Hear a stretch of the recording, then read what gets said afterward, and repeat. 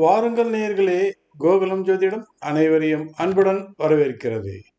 நாம் இன்றைய பதிவில் பார்க்க இருப்பது குருதரும் கோடீஸ்வர யோகம் என்ற தலைப்பின் கீழ் குரு தரும் பல கோடிகளை பற்றி நாம் இந்த பதிவில் பார்க்க இருக்கிறோம்.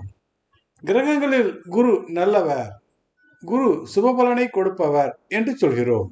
குரு வலிமையாக இருந்தால் நல்ல பலன்களை கொடுப்பார் என்றும் சொல்கிறோம். ஆனால் குரு எல்லோருக்கும் நல்லதை செய்துவிட மாட்டார். ஆனால் குரு எல்லா இடங்களிலும் நல்லதை செய்துவிட மாட்டார். இருந்த போதிலும் பணத்தினை அடையாளம் காட்டும் கிரகம் குருவே ஆவார். பணத்தினை கோடிகளில் குவிக்க உதவி செய்வதும் குருவே ஆவார்.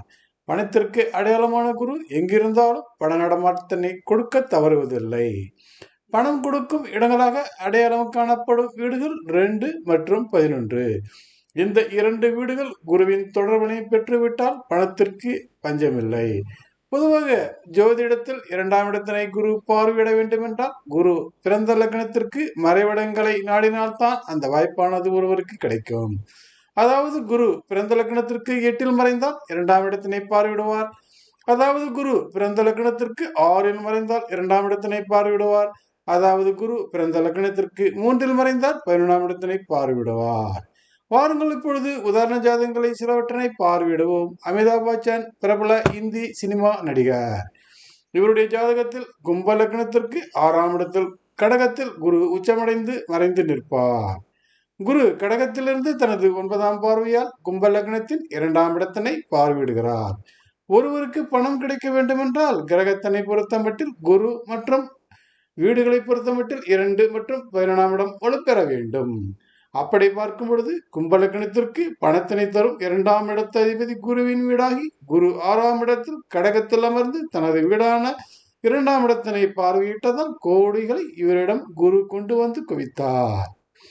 கும்பலக்கணத்தில் பிறந்தவர்களுக்கு உரிய அற்புதமான அமைப்பே குருவின் ஆதிபத்தியமானது. அதாவது குருவின் வீடாக 2 மற்றும் 11ஆம் இடம் இரண்டுமே குருவின் கட்டுப்பாட்டிற்கு வருவதாகும். எனவேதான் கும்பலக்கணத்தில் பிறந்தவர்களுக்கு பணம் ஒரு பொருட்டே இருக்காது, பஞ்சம் இருக்காது. இவருக்கு கூடுதலாக 8ஆம் இடத்திலிருந்து உச்ச புதன் பார்வையிடுகிறார். புதனோடு இணைந்து சுக்கிரன், சூரியன், செவ்வாய் என ஒரு கிரக கூட்டணியே குருவிற்கு உதவியாக பண மூட்டைகளை அள்ளி கொண்டு வந்து இவரிடம் சேர்த்திருக்கிறார்கள். நாம் அடுத்ததாக பார்க்க இருப்பது ரஜினிகாந்த் ஜாதகமாகும். இவர் பிறந்த லக்னத்தின் பணத்தினை தரும் வீடுகளான 2 மற்றும் 11ஆம் வீட்டு அதிபதியான புதன் தனுசில் குருவின் வீட்டில் அமர்ந்து பணத்தினை எடுக்கும் கலையினை நன்றாக கற்றுக்கொண்டார். இவருக்கு ஸ்ரீ கணபதி யோகமானது அற்புதமான முறையில் 2, 5, 7 வீடுகளுக்குள் ஏற்பட்டிருக்கிறது. அந்த ஸ்ரீ கணபதி யோகமானது புதனோடு தொடர்பில் இருப்பதும் குருவினோடு தொடர்பில் இருப்பதும் மிக மிக அற்புதமான அமைப்பாகும். எனவேதான் கோடிகளை அனாவசியமாக ரஜினிகாந்த் தள்ளிக்கொண்டார் என்று கூட சொல்லலாம். நாம் அடுத்ததாக பார்க்க இருப்பது இந்திரா காந்தி அமைச்சரவையில் கேபினட் அமைச்சராக இருந்தவரும் இந்திரா காந்தியின் நம்பிக்கைக்குரியவருமான வித்யாசரன் சுக்லா ஜாதகமாகும்.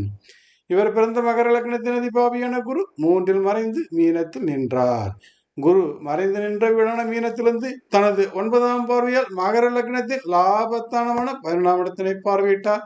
மகர லக்னத்தின் 2ஆம் இடத்ததிவான சனி 11இல் அமர்ந்து குருவின் கருணை பார்வை பெற்றதால் பணம் கோடிகளில் கொட்டியது. இவர் வளமையாக வாழ்ந்தவர். நாம் அடுத்ததாக பார்க்க இருப்பது ஒரு கோடீஸ்வரரின் ஜாதகம். இவர் அரசியல் பிரபலம் அல்ல, ஆனாலும் கோடிகளை குவித்த குருவின் உதவி பெற்றவர். இவர் பிறந்த கடகலக்கணத்திற்கு 8இல் அதாவது கும்பத்தில் குரு மறைந்தார். குரு மறைந்த 8ஆம் இடமான கும்பத்திலிருந்து கடகலக்கணத்தில் 2ஆம் இடத்தினை தனஸ்தானத்தினை பார்வையிட்டதால் இவருக்கு பெருத்த யோகம் கிடைத்தது.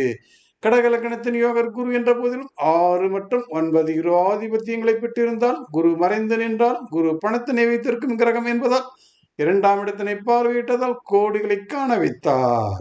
என்னை நேர்களே, குரு மறைந்தாலும் நிறைந்த பணத்தினை தருவார் என்பதை பற்றி தெரிந்து கொண்டீர்களா? நன்றி, வணக்கம். மீண்டும் பிறதொரு பதிவில் சந்திப்போம்.